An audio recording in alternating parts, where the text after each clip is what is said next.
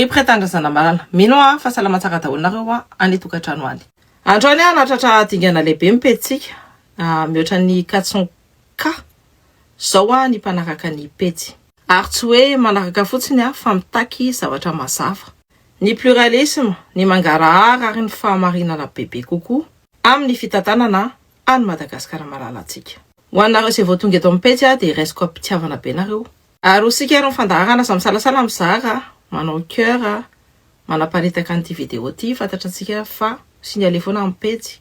Ka mila hery avy aminareo izay mitambatra hoy ny taola dia vato. Efa volana maro zao ny gouvernement tano be resaka. Efa volana maro koa zao zareo no milaza fa hanao poursuite judiciaire. Ary efa volana maro koa zareo nilaza fa hanao mandat d'arrêt international any Andry Rajoelina. Nefa raha ny zava-misy tsy zavatra mitranga. Mbola libre somatsara i Andry Rajoelina amin'izao fotoana izao. Koa mipetraka amin'ny fanontaniana tena fahavalo ny fitondrana ve ity Andry Rajoelina ity? Sa izy lasa fahavalo tena ilainy ity fitondrana ity? Fahavalo tena mety aminy, très pratique zany. Fahavalo ampangana any anaty kabary qu'on accuse dans les discours. Fahavalo ampiasaina ampitahoran'olona. Nefa fahavalo tsy tena enjehana akory. Tsaroa tamin'ny décembre 2025 dia nilaza ny ministra ny fitsarana fa enjehana ny flou teo aloha. Laza mihitsy izy fa isy mandat d'arrêt international. Fa aiza izany didy izany ankehitriny. Ary tadidinareo tsara dia laza izy tamin'ny live-ny fa na Jesosy aza tsy anakanazy. Dia hatramin'ny tonga ny colonel Randrianirina tao amin'ny fitondrana sy fanirisoa dia nitombo be ny perquisition sy ny arrestation ao amin'ny tanitsika. Dia lazana foana io fa fiarovana ny sûreté de l'État amin'ny filaminam-panjakana zany. Maro ny olona malaza sy tompon'andraikitra no samborina. Toy ny colonel Patrick izay nogadraina. Ary isaky ny misy an'izany dia teny iray foana no verina. Complot déstabilisation fifandraisana amin'ny Rajoelina. Na zaza dia efa nompangaina hoe miara-miasa amin'ny Rajoelina. Herinandro vitsy lasa izay dia i député Rajerson koa nompangaina hoe miara-miasa amin'ny Rajoelina koa. Mahagaga fa mipoitra io fiampangana io tamin'izy nametraka an'ilay requête tany amin'ny HCC. La requête izay anasorana ny colonel Michael. Raha tsy misy ny anaran'ny Rajoelina dia ho sarotra kokoa amin'ity fitondrana ity ny anamarina ny zavatra ataony. Raha tsy misy ny alokany ahoana ny fomba hampangana ny mpanohitra rehetra ou panao complot. Dia ahoana koa ny hamarinan'ny madame la ministre an'ireo perquisition maro ireo. Kanefa amin'izany fotoana zany dia relazana fa mpanohana azy dia voasambotra vao perquisitionné. Dia Andry Rajoelina kosa mbola libre be. Mbola afaka mandehandeha any Dubai sy aty à Paris. Dia aza adino ty ry vahoaka fa ny fitondrany Rajoelina no nanodina 4 milliards d'ariary. Ka nahoana izy no libre be amin'izao. Dia efa nazavaiko teto zany. Satria talohan'ny exfiltration tamin'ny 12 octobre 2025 dia nanao accord politique i Andry Rajoelina sy colonel Michael. Voaka tamin'ny journal zany. Jereo mipazy ny Thomas Dietrich. Dia jereo ny archivan'ny TF1. Zany mahatonga ny Andry Rajoelina libre somatsara amin'izao.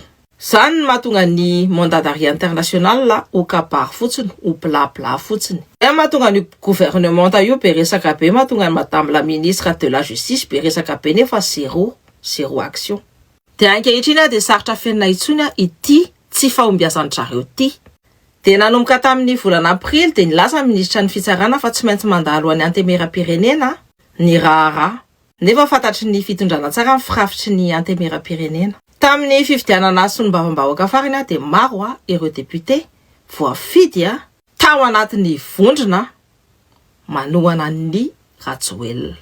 Ity ny lisitra fen'ny député mandrafitra ny Antemera-pirenena malagasy ankehitriny. Ao anatin'izy io dia misy ny Tinoka Roberto, Maron Jean de Dieu sy ny filongony maro samihafa. Maro anisa ny pomba ny Rajoelina. Fantatry ny gouvernement fa ho sarotra ny ampapangazy eo anatrehan'ny haute cour de justice. Raha ny marina dia presque impossible io. Dia mantantsika hoe maninona. Nahoana no misafidy procédure efa fantatra meloa fa tsy ho tanteraka. Satria raha pitso afaka milasa ny gouvernement. Surtout ifanirisoa herinaivo. Hoe efa niezaka izay efa ny député no nanda. Ny ministre de la justice dia ny médecine ny Antemera-pirenena. Dia ny Antemera-pirenena kosa dia médecine ny fomba fiasa. Tadidinareo ilay izy ilay niteny hoe na Jesosy izy tsy anakana. Vo Assemblée nationale ty de efa minainaina raha maty ministre. Izy ane tompony lakle.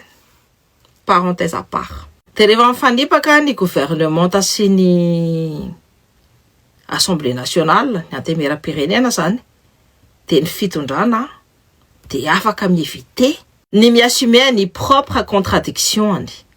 De zany rehetra zany rehefa vahoaka malagasy de calcul politique machiavélika.